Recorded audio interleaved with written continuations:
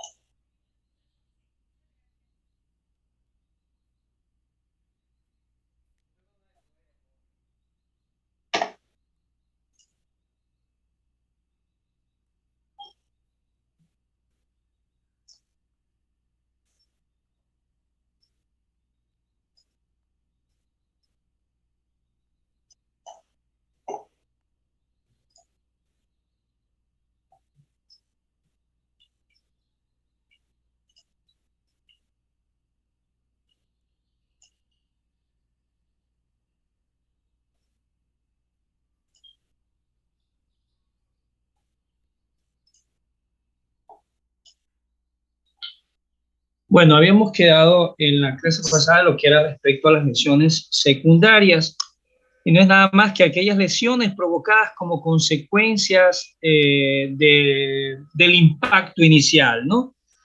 Estas consecuencias pueden ser no solamente la obstrucción de una vía aérea, por ejemplo, en un traumatismo cráneoencefálico asociado a un politraumatismo, sino que también pueden llevar como consecuencia a trastornos hemodinámicos, trastornos de hipoxia cuando hay una alteración o una lesión de la vía aérea, por ejemplo, si hay una contusión pulmonar asociada o si hay alguna lesión de otro vas, de otro órgano, como por ejemplo un trauma hepático que conduzca a una pérdida hemática y como consecuencia la hipotensión arterial respectivamente.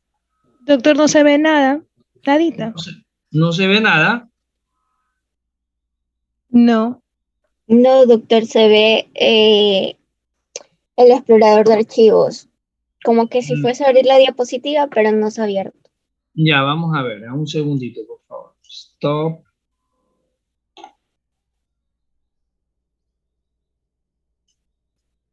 Ok, vamos a ver. Share screen. Ahí. ¿Sí? Sí, ahí sí. Ok.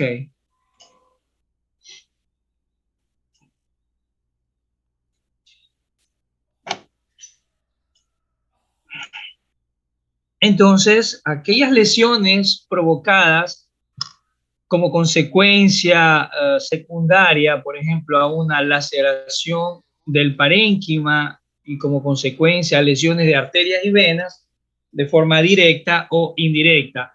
Estas pueden conducir a producir déficits neurológicos focales por la destrucción del tejido o a lo mejor por una isquemia, las cuales son causas de coma, es decir, de deterioro del estado de conciencia del paciente, relativamente proporcional al tamaño de la lesión, lo cual pues puede conducir a un aumento de la presión intracraneal que de pronto podría ser descompensada.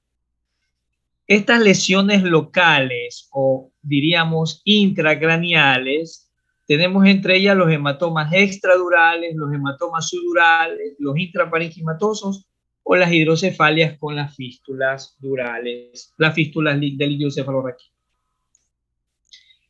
El hematoma extradural no es nada más que un evento que se produce secundario al traumatismo cráneoencefálico por una lesión directa sobre la estructura craneal, lo cual conduce a una laceración de la arteria meningia media, que es una arteria pues, que nutre o que irriga el tejido dural y es una arteria que está en la cara externa y se profundiza en el espesor de la dura madre.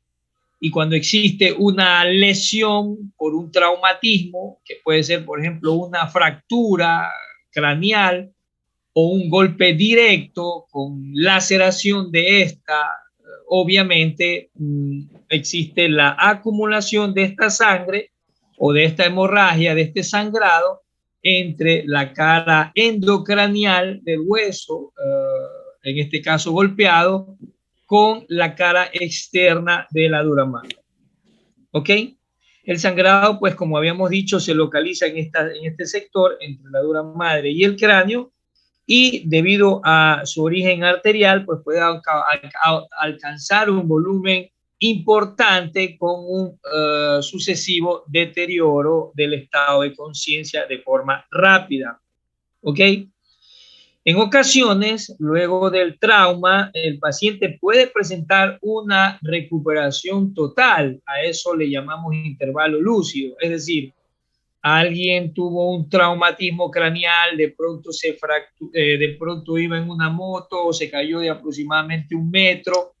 Como saben decir vulgarmente, quedó soñado, se levantó, obviamente de pronto tuvo una fractura craneal, tuvo un sangrado, se recuperó su estado de conciencia, llega al hospital, a la emergencia, y en la emergencia se deteriora nuevamente. Ese deterioro progresivo o súbito después de una recuperación del estado de conciencia debe hacerme pensar que estamos de frente a un intervalo lúcido. ¿Ok? Es por eso que un paciente con un hematoma epidural de una dimensión aceptable debe ser tratado quirúrgicamente, porque estos pacientes de un momento a otro se pueden descompensar y entrar en coma y fallecer. ¿Ok? El diagnóstico se hace generalmente con el estudio TAC, como habíamos dicho, ¿ok? En la cual se va a ver una... la fotografía está un poco feíta, pero bueno, ya la vamos a... Es por lo que es tomada de un libro, ¿no? de traumatismo craneoencefálico. Y parece ser que al escanearlo, pues ya quedó feíto. Pero sí tenemos fotos bonitas. Los que han venido a hacer práctica al hospital, que son poquísimos, seguramente no se olvidarán para toda su vida todo lo que hemos visto en la práctica en el hospital. Recordar pues que no es obligatorio, ¿verdad, chicos? Desde el principio dije que no era obligatorio venir al hospital a hacer prácticas, pero como algunos docentes estamos desesperados por infundir un poquito la parte práctica, la parte clínica y práctica, entonces estoy tan seguro que los compañeros de este grupo que han venido a hacer una rotación por emergencia o en consulta externa, seguramente cuando les toque el internado o la rural, no van a olvidar las clásicas imágenes del hematoma extradural, que se lo aprecia como un lente biconvexo, ¿no? Y es hiperdenso a la tomografía. El tratamiento, pues, si es de una dimensión pequeña, laminar, y que no ejerce un efecto de masa suficiente como para provocar una pérdida o un deterioro de estado de conciencia, pues puede ser tratado conservadoramente, es decir, solo con observación neurológica. Pero un hematoma epidural como en esta diapositiva, en la cual hay compromiso neurológico, la escala de Glasgow baja por debajo de lo necesario para mantener al paciente en estado de alerta, es netamente quirúrgico. No existe un tratamiento farmacológico que pueda reducir el hematoma, y generalmente se acompaña de un buen pronóstico siempre y cuando el paciente sea operado a tiempo, ¿no? Respecto al hematoma sudural, pues se produce por una laceración en el tejido cerebral y sus vasos, generalmente corticales, que se localizan siempre debajo de la dura madre, es decir, en el espacio sudural. Y esto, pues, de acuerdo a la evolución del sangrado, podemos encontrar los hematomas sudurales agudos, los cuales, por ejemplo, el paciente que en el instante sufre un traumatismo craneal con un sangrado, sea por una fractura con laceración de la meninges, en este caso incluso del parénquima, desarrollan este tipo de hematomas y se los ve al estudio TAC, la tomografía axial computarizada simple, nos va a hacer ver, como en esta diapositiva, una área o una falda hiperdensa, es decir, de color blanco. En este caso es en el lado izquierdo, ¿no? Considerar, no sé si ven el cursor, el puntero el cursor del mouse, donde yo señalo, este es el lado izquierdo, este es el lado derecho. Aquí no se aprecia tan bien en la figura, pero podemos ver aquí el parénquima cerebral como que está de color oscurito y aquí un color blanco, ¿no? Entonces tiene la forma de una semiluna y está ejerciendo un efecto de desplazamiento del hemisferio del lado izquierdo hacia el lado derecho, ¿no? Acá tenemos otro hematoma ya subagudo que tiene el color de casi el mismo parénquima y el clásico hematoma subdural crónico. Entonces decimos agudo hasta 3 días, subagudo hasta 2 semanas y crónico más de 2 semanas de evolución. Entonces, clínicamente el paciente se presenta con un deterioro de la conciencia y puede haber signos de focalización. Cuando tiene un espesor mayor de 5 milímetros, puede producir ya un síndrome de hipertensión endocranial que todos lo recordamos. Por ejemplo, como en esta diapositiva, esto podría ya considerarse mayor de 5 milímetros de espesor el hematoma y el paciente seguramente va a presentar deterioro del sensorio, ¿no? Alteración del sensorio, es decir, del estado de alerta o de la conciencia, puede presentar vómitos, cefalea, etcétera, etcétera.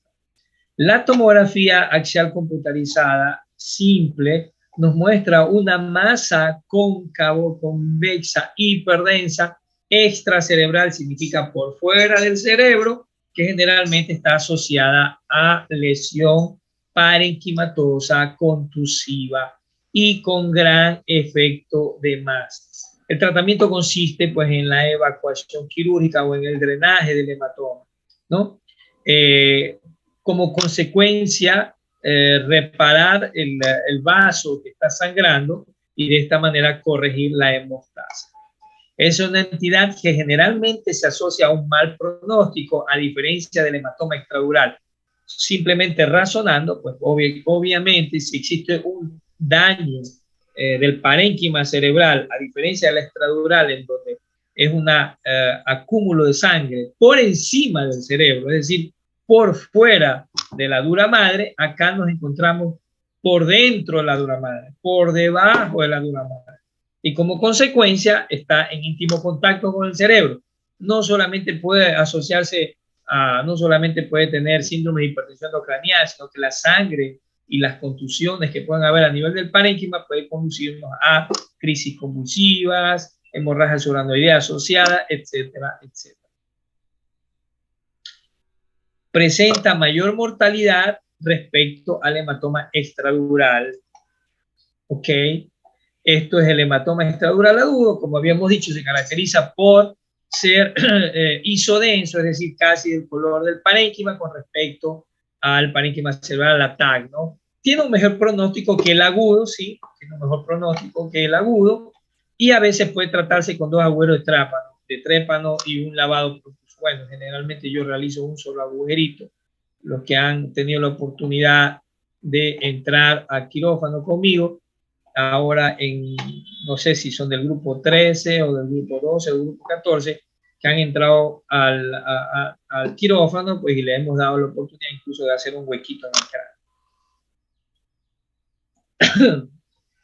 Y el hematoma subdural crónico, no está mal la diapositiva, no es esto el crónico, esto es un subagudo. El hematoma subdural crónico se ve con mayor frecuencia en ancianos, ¿ok? Obviamente son aquellos ancianitos que solo con un cocacho, como se dice vulgarmente, pueden sangrar por la atrofia cerebral que presentan, y aquí en cambio existe un daño de las venas puente. Recordar que entre el parénquima cerebral y y la cara endocranial sea de la dura madre, que va a terminar estas venas puentes a nivel del seno venoso longitudinal superior, estas venas puentes con la atrofia cerebral, como los hemisferios son móviles, habíamos dicho que son móviles y que están fijos a nivel de la base, estas venas puentes generalmente se rompen y pueden causar este tipo de rotura de estas venas y sangrar poco a poco, irse acumulando en el espacio subdural y luego cuando alcanzan una cierta dimensión o espesor empezar a dar síntomas. La sangre no se coagula por la presencia de fibrinolíticos y suele ser líquida y generalmente ya cuando es bien crónico, es decir, más de 2 semanas, a veces se puede presentar con un color amarillento, no santo crónico. Generalmente el color de la sangre del hematoma subdural crónico es como el color del aceite quemado de un carro, de un vehículo, ¿no? Cuando alguien tiene la oportunidad de tener un coche o un carro, van a cambiar el aceite, se van a dar cuenta que es como el aceite de motor, ¿no? Y esto, pues, sí son el caso de hematomas subdurales crónicos, ¿no?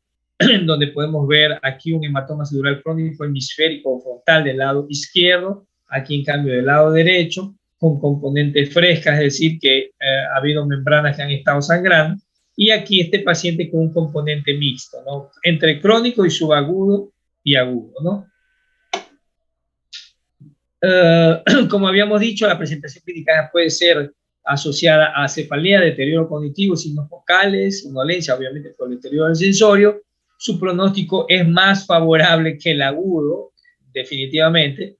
En los pacientes de edad avanzada, pues a veces suele simular una demencia. Es decir, el clásico anciano que de pronto al acostarse en su camita no hizo bien el cálculo, ¿sí? No sé si incluso a nosotros nos ha pasado, de pronto no hacemos bien el cálculo y de pronto no hacemos bien el cálculo y al acostarnos en la cama de pronto nos golpeamos, ¿no? Golpeamos la parte de acá atrás y como consecuencia, pues, en estos pacientes ancianos generalmente se puede haber este vaivén del hemisferio y como consecuencia, pues, el paciente puede sangrar, ¿no?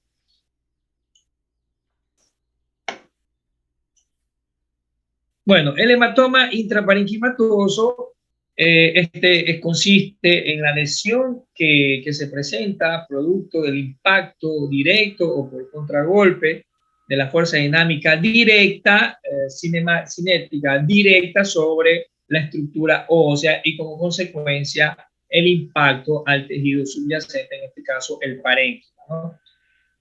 Lo que puede precipitar a un aumento, todo va relacionado a la proporción de la dimensión, diríamos, del impacto, o a su vez un impacto que juega proporcional a un paciente que de pronto tiene trastorno de la coagulación, por ejemplo, o un paciente que está tomando anticoagulantes, o un paciente que de pronto,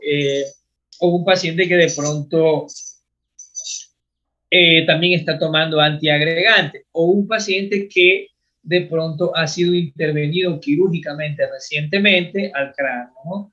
Son todas estas condiciones. O un paciente que tiene una condición patológica primaria o ya primitiva, por ejemplo, alguien que tiene un tumor cerebral o alguien que tiene un quiste cerebral y que aparte de tener ya esta patología estructural o primaria dentro del parénquima o dentro del cráneo, sufra un traumatismo craneoencefálico. Entonces, el hematoma intraparenquimatoso a veces no aparece incluso el mismo día del impacto, lo puede aparecer de manera tardía, es decir, al segundo o al tercer día, ¿no? Y ocurre generalmente por la laceración de un vaso cerebral o por una reperfusión después del cerebro haber sufrido un acto isquémico o un insulto isquémico debido a una contusión que produjo pues un impacto, es decir, un estrechamiento de esa área, lo cual pues comprime el vaso y la reperfusión que la madre naturaleza trata de organizar, puede desencadenarse este tipo de hemorragia. Pueden ser de 4 tipos El hematoma intraparenquimatoso de tipo 1 es aquel hematoma visible según la TAC, obviamente. Es aquel hematoma visible al momento del ingreso. El hematoma de tipo 2 es un hematoma pequeño al ingreso y que aumenta de volumen en tomografías posteriores o secuenciales. El hematoma de tipo 3 es, en cambio, ese hematoma en la cual en la primera tomografía aparece normal y aparece al día siguiente o en días posteriores. El hematoma tardío es el de tipo 4, un hematoma tardío sobre una contusión previamente observada en la TAC, es decir, un anillito de hematoma y que luego en la tercera o cuarta TAC ese hematoma empezó a crecer. El tratamiento es quirúrgico siempre y cuando el hematoma sea de una dimensión que pueda generar un deterioro importante del sensorio o que genere un efecto de masa o en estructuras en donde generalmente puede haber un mayor riesgo de muerte del paciente, como por ejemplo el lóbulo temporal o en la fosa posterior, ¿no? La fosa posterior donde todo el mundo, ustedes lo saben, que hay estructuras importantes como por ejemplo el tallo cerebral. Bueno, la hidrocefalia no es nada más que todo el mundo lo sabe, habíamos ya mencionado en los capítulos anteriores respecto a la hidrocefalia, cuando existe un daño, por ejemplo, si hay un traumatismo craneoencefálico asociado a una hemorragia soranoidea, esa hemorragia soranoidea va a producir unas laceraciones o daño bioquímico, diríamos así, de las vellosidades aracnoides, o la presencia de una contusión hemorrágica que se volca dentro del sistema ventricular provocando una hidrocefalia de tipo obstructiva. Las fístulas, cuando existe, por ejemplo, una fractura de la base del cráneo, en donde en la base del cráneo, que todos sabemos que es una estructura ósea, está compuesta por huesos, ¿no? Pero tapizada por la membrana, por la dura madre, está tapizado por dura madre. Esa membrana de la dura madre se lacera, ¿no? Junto con el aracnoides, debido probablemente a una fractura, y como consecuencia de esa laceración nos puede conducir a la salida del líquido cefalorraquídeo, sea a través de la cavidad auditiva, es decir, cuando existe una fractura de la roca petrosa o del peñasco también llamado, una fractura de la lámina cribosa del etmoides, fractura de la lámina cribosa del etmoides. Si yo veo una fractura de la lámina cribosa del etmoides, ojo chicos, ya también me viene en mente, aparte de que esa fractura de la base del cráneo, porque hay una salida, o sea, si ven un paciente con traumatismo craneoencefálico que llega a la emergencia y ustedes están de turno y ven salida de líquido tipo transparente, que el paciente no lo presentaba, obviamente, y que después del impacto está saliendo líquido a través de la nariz, a través de las fosas nasales, alta sospecha de fractura de la base del cráneo. Se confirma con la TAC, con ventana ósea, la fractura de la lámina cribosa del etmoides, por ejemplo, está muy de tener en cuenta de evitar una sonda nasogástrica. Porque al introducir, ¿qué pasaría, Carla Montes, en un paciente con una fractura de ese tipo, una sonda nasogástrica? Prácticamente ya le dije todo.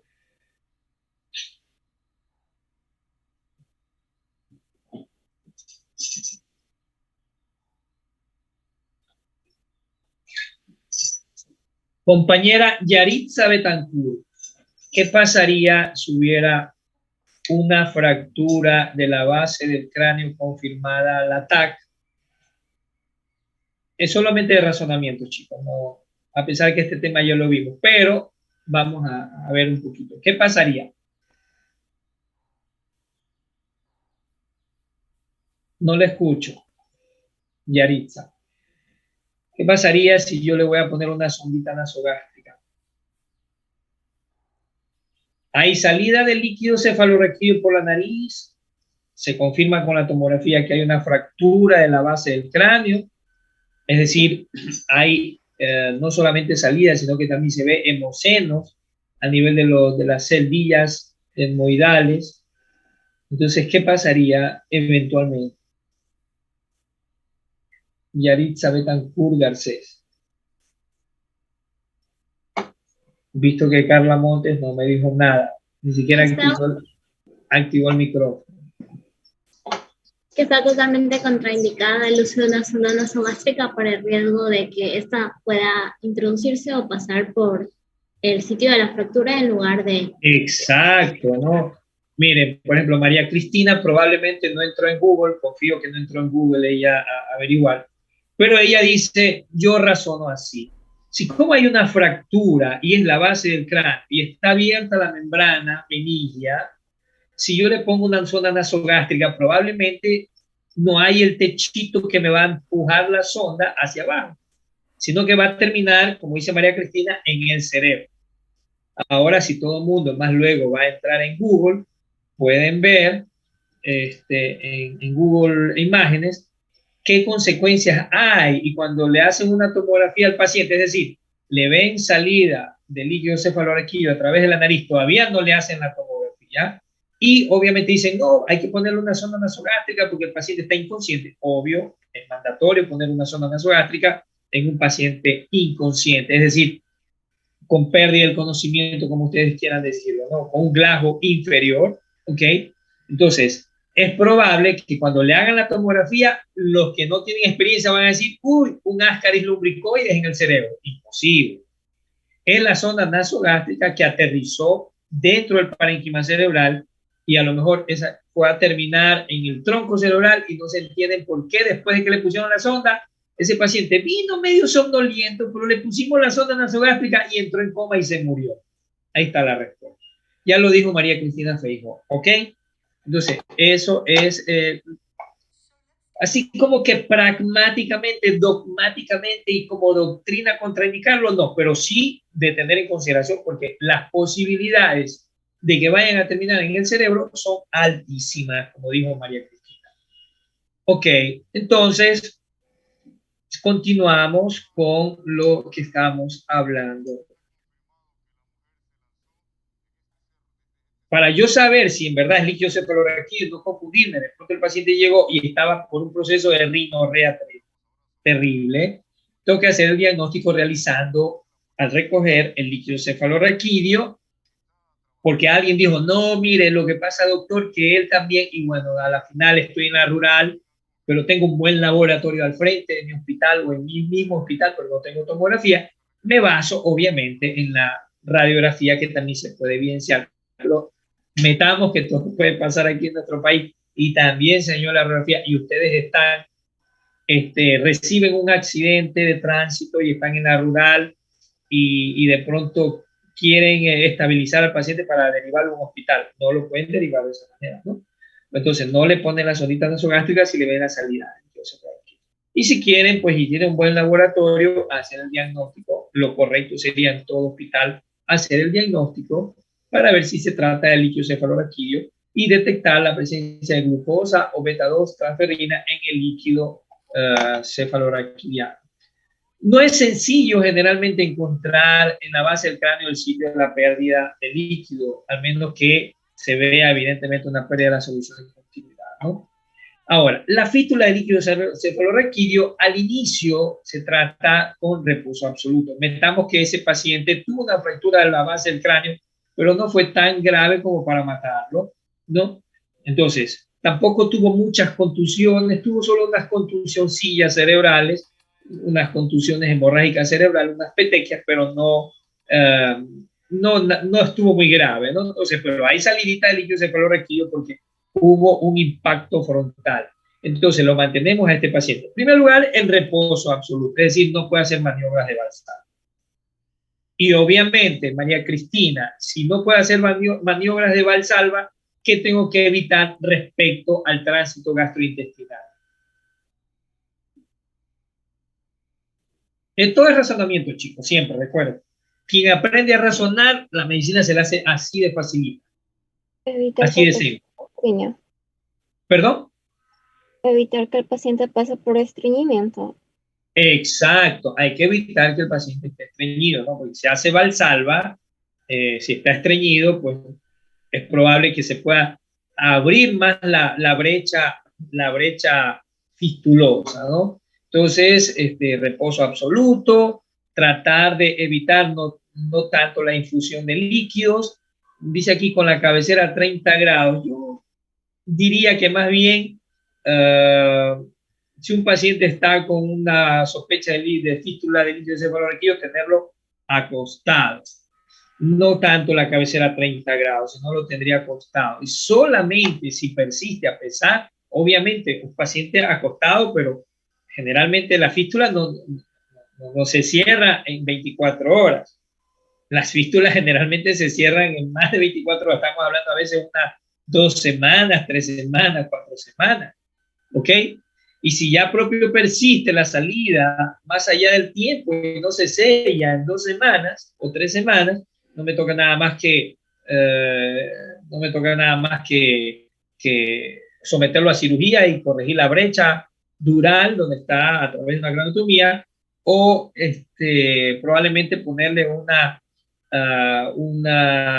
derivación lumboespinal externa, o sea, colocar en el espacio subaranoideo de las cisternas lumbares y colocar hacia afuera para que drene ese líquido y se vaya cerrando lo que tiene la fístula acá, ¿no? Entonces, la clasificación del traumatismo del cráneo, los pacientes con traumatismo craneoencefálico pueden ser, según la escala de Glasgow, la cual es aquella que me permite ver el estado de conciencia y ver la evolución del paciente, si va en mejoría o en empeoramiento. Lo podemos clasificar nosotros en traumatismo cráneoencefálico leve, es decir, el paciente que tiene un Glasgow 14-15, ¿ok? Traumatismo cráneoencefálico moderado en pacientes con un Glasgow entre 9 y 3. Y el traumatismo cráneoencefálico severo, aquel inferior a un Glasgow Coma Scale 8. Entonces, los pacientes, como habíamos dicho, que sufren un traumatismo craneoencefálico, pero que tienen riesgo de una injuria o de un insulto cerebral, los podemos enumerar estos siguientes factores. Pacientes que están tomando anticoagulantes. Yaritza Betancourt, díganme un fármaco anticoagulante, cualquiera.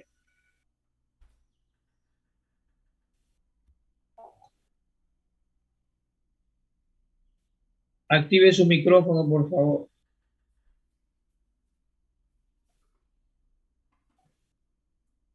Y si no le funciona el micrófono, escríbame al chat.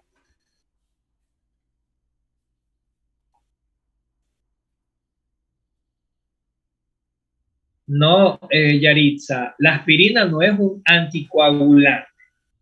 ¿Warfarina? La warfarina, ¿quién lo dijo? Yo, Salazar. Ah, sí, excelente, Diana Salazar. Ah, perdón, Dina Salazar. Creo que es como la tercera vez que me equivoco con Dina Salazar. Excelente. Sí, la warfarina es un anticoagulante, ¿no? La aspirina es un antiagregante, no nos confundamos. Pero bueno, todavía estamos a tiempo para equivocarnos, pero no nos podemos equivocar cuando ya estemos en la actividad profesional, porque eso sí es grave, ¿no?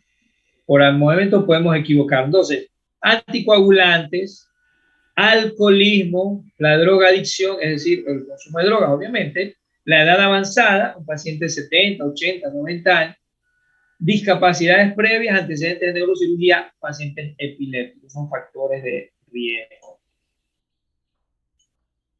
¿No? Aquí, pues, ustedes ya han visto muchas veces lo que es la escala de Glasgow y ¿por qué consideramos, por ejemplo, o cuando consideramos, por ejemplo, un traumatismo cráneoencefálico con bajo riesgo de injuria cerebral? Por ejemplo, alguien se fue de golpes en la calle y desgraciadamente se cayó durante la pelea y alguien impactó ¿cómo se dice? Un patazo en la cabeza, ¿ok? Pero el paciente no perdió conocimiento, solamente recibió el impacto, afortunadamente fue un impacto suave, pero llega al hospital asintomático, no perdió la conciencia y solamente tiene dolor de cabeza porque le duele la nuca, ¿no? Un poquito de mareo, vértigos, náusea. Ese paciente probablemente, mientras llegue con estado de alerta y nunca perdió el conocimiento, probablemente no vaya a desarrollar una injuria cerebral. Cuando hablo de injuria cerebral, estoy hablando que probablemente pueda desarrollar un hematoma episubdural, este tipo de cositas, ¿no? O las petequias hemorrágicas.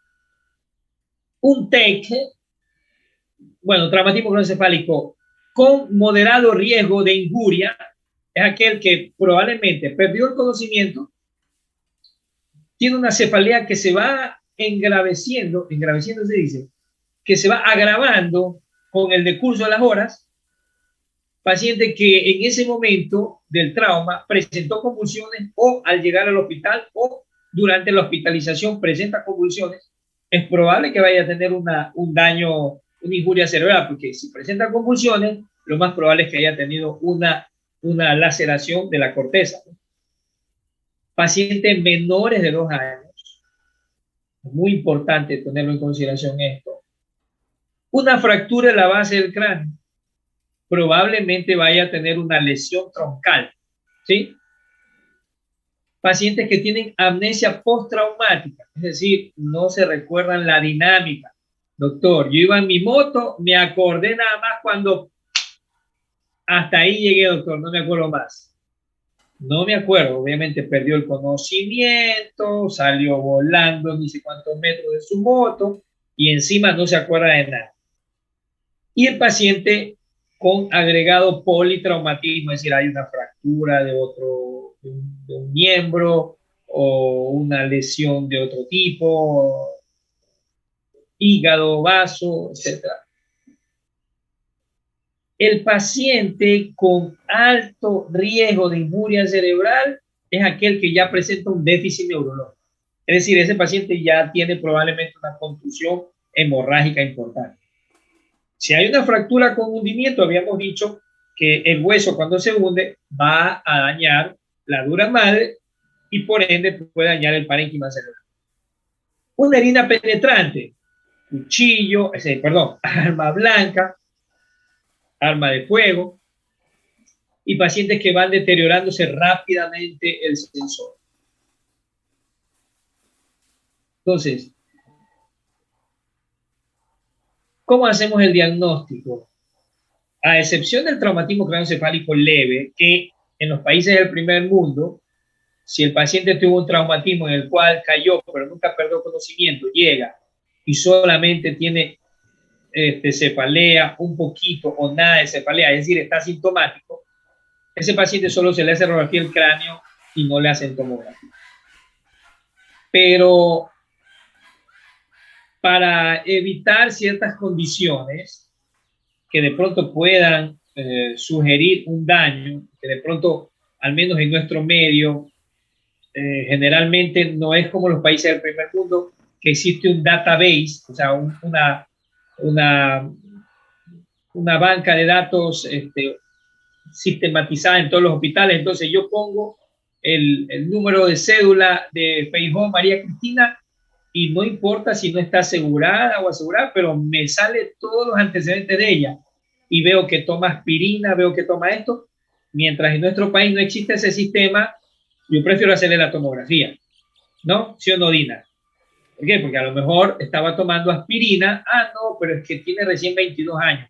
Pero supongamos que ella estaba tomando aspirina y yo lo pasé por desapercibido pensando en la edad, etcétera, etcétera, y puede complicarse. Entonces, prefiero en nuestro medio mejor realizarle una tomografía a que solo una radiografía. Entonces, dice la diapositiva, salvo o excepto en el traumatismo craneoencefálico leve, la TAC sin contraste debe ser realizada y con ventana ósea, eso sí.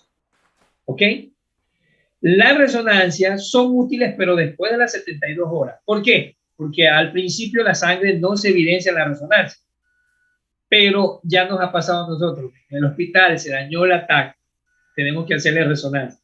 Pero si no sale sangre, igual lo tenemos monitorizado, porque decimos, bueno, la sangre se va a evidenciar en el arco de 72 horas. ¿Okay? ¿Cuándo se debe indicar la TAC del cerebro? Cuando hay una pérdida, una historia de pérdida de conciencia, aunque el paciente ya se haya recuperado, eso hay que hacerle mandatorio hacerle acomodar. Si hay una confusión mental, no sabe dónde está, etc. Si hay signos neurológicos focales, ¿ok? Si hay un deterioro neurológico progresivo, igual, usted le hizo una tomografía a las 6 de la mañana y a las 2 de la tarde está en coma. No es que usted dice, no, le tomó una tomografía a las 6, estaba negativa. No, señores. Deterioro neurológico progresivo igual a tomografía de control.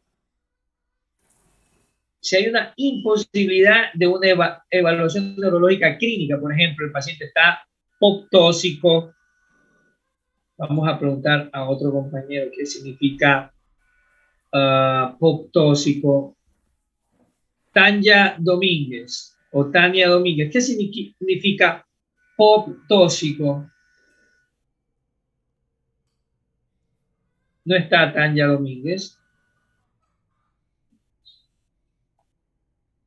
Lilibet Ferrín. Bueno, apoptósico, porque ya veo que van a ser las 6. Apoptósico significa paciente alcoholizado, ¿no?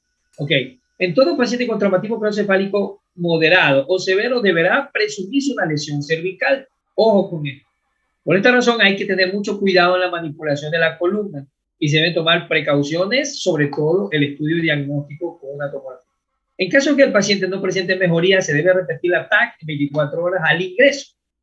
Si presenta deterioro neurológico, más aún, ¿no? Las resonancias son útiles para el diagnóstico de lesiones subagudas o crónicas posteriores a las 72 horas. ¿Ok? Criterios de internación o de tratamiento. Frente a un paciente con traumatismo craneoencefálico se debe realizar primera observación, tratamiento médico o tratamiento quirúrgico. Y los criterios son, por ejemplo, en un traumatismo craneoencefálico leve y con bajo riesgo de injuria cerebral, hay que observarlo por 6 horas en la guardia. ¿Ok? La internación, es decir, de 24 horas, está indicado cuando hay síntomas como náuseas, mareos, cefaleas y si persisten por más de 2 horas. Si hay una fractura de cráneo, ese va obviamente hospitalizado. Y si no hay certeza de que vaya a tener un buen cuidado en su domicilio. ¿Ok?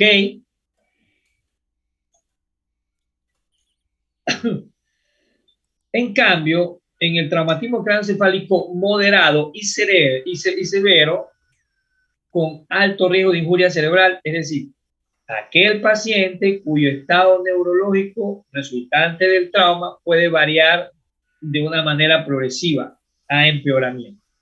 Controlar la vía aérea si está permeable, es decir, la función respiratoria y cardiovascular. Efectuar un exhaustivo examen neurológico. Realizar radiografías de la columna cervical, del tórax, de pelvis, si es sobre todo por pacientes politraumatizados. Yo generalmente, chicos, les soy sincero, prefiero la TAC Total Body, es decir, una tomografía desde la cabeza hasta el pie, ¿no? Me evito de estar haciendo el ECOFAST, me evito de estar haciendo, o sea, yo sé que probablemente estoy violando un poquito el protocolo, pero a veces ha pasado que el paciente primero se hace radiografías del abdomen y de un momento a otro empieza a ponerse pálido, sudoroso, y tú dices, no, esto no es del cerebro. Pálido, sudoroso, frío. Leonardo, ¿qué te puede venir en mente, Leonardo Velázquez? Si el paciente está, aparte de que llegó a la emergencia con un traumatismo craneoencefálico, se empieza a poner pálido, está entrando en shock. Exacto, ¿no? Probablemente un shock hipovolémico. Tiene alguna lesión de una víscera como el hígado o el vaso. Entonces, recién la radiografía, no, pero la radiografía resultó negativa, entonces vamos a hacerle una ecografía. Ay, pero la ecografía me dejó en duda, entonces ahora vamos a hacerle la tomografía. Obviamente, chicos, a lo mejor ya es tarde, no está el cirujano y el paciente falleció. Prefiero la TAC Total Body y vemos toda la anatomía íntegra, ¿no? Ok, si la TAC muestra una lesión de resolución quirúrgica, se realizará la cirugía correspondiente, la paratonía, lo que sea, la correctiva, lo que sea. Luego de la cirugía se controla la evolución del paciente mediante la escala de Glasgow en forma horaria, así que hay una lesión neuroquirúrgica, neurológica también, ¿no? Debe el paciente ser tratado quirúrgicamente y el monitoreo de la PIC. En caso de que la Glasgow sea menor o igual o menor a 8, está indicado que se priorice por medio de la PIC, ¿no? Que es la presión intracraneal. Bueno, y estas son situaciones de heridas por arma de fuego. Esto, el spotting baby, que son los traumatismos craneoencefálicos asociados al maltrato infantil en los niños que son violentamente sacudidos, como les digo, ¿no? Hay aceleración, desaceleración de la cabeza. Ojo, cuando sean papás, por favor, no hacerles este tipo de sacudidas a sus niños porque puede ser grave y pueden tener un niño con secuelas neurológicas. En ese momento del coraje no pueden reflexionar en esto, pero luego se van a complicar ustedes y van a complicar la vida de un bebé, ¿no? Entonces, si lo ven a hacer algún familiar, algún amigo, un vecino, por favor, a mantenerlos alerta. Los hallazgos que permiten suponer que un paciente ha tenido maltrato infantil son la hemorragia retiniana, el hematoma subdural crónico bilateral, como ya habíamos dicho, no solamente es del anciano, también se puede presentar en personas jóvenes, incluso en niños, fracturas múltiples, ¿no? Y las injurias neurológicas severas. Se puede asociar a fracturas costales, uy, qué pena, contusiones pulmonares, incluso la muerte se produce por hipertensión endocraniana, ¿no? Por lesión cráneo-caudal. Bueno, yo creo que antes que entre, aquí había algo del pugilista, la encefalopatía traumática crónica del pugilista, descrita clásicamente en los boxeadores ya retirados, pues este es un cuadro secundario a traumatismos repetidos, ¿no? Los cuales se asocia con trastornos motores cognitivos, incluso psiquiátricos. Incluso puede originarse un parkinsonismo secundario, ¿no? Como les había dicho aquí, estos signos son presentes, pues, en pacientes incluso con piramidalismo y todo eso, ¿no? Las neuro y las imágenes van a observarse una atrofia cerebral. La anatomía patológica muestra atrofia cerebral y cerebelosa, degeneración neurofibrilar córtico subcortical y placas amilosas. Factores de riesgo son la duración prolongada de la carrera del boxeador, retiro luego de los 28 años, número de combates más de 20 y boxeadores profesionales. Bueno, esto les dejo aquí, chicos, otra vez de tarea para que lean. La epilepsia postraumática es una complicación del traumatismo craneoencefálico que puede ser de manera tardía, ¿no? La temprana, obviamente, en aquella que ocurre en el paciente en el arco de 24 horas, incluso en el acto del trauma, y la epilepsia tardía, ¿no? La epilepsia tardía incluso puede presentarse a distancia de 1 año, chicos. Por eso que el paciente con traumatismo craneoencefálico severo debe ser monitorizado por 1 año. Al menos yo lo monitorizo por 1 año. ¿Okay? Pacientes con la profilaxis anticomicial debe ser en todos los traumatismos craneoencefálicos moderados y severos, pero siempre el registro electroencefalográfico es importante. La fenitoína para la profilaxis y bueno, chicos. Si Dios lo permite, nos vemos en la próxima clase. Hacemos un resumen de lo que es raquimedular. ¿Ya vimos con ustedes? Sí, ¿no? Ahora, ¿no? Raquimedular, hacemos un resumen de raquimedular y un poquito de cefalea. ¿Ok? Los dejo, que reposen. Buen café, buen reposo y nos vemos la próxima clase. Adiós.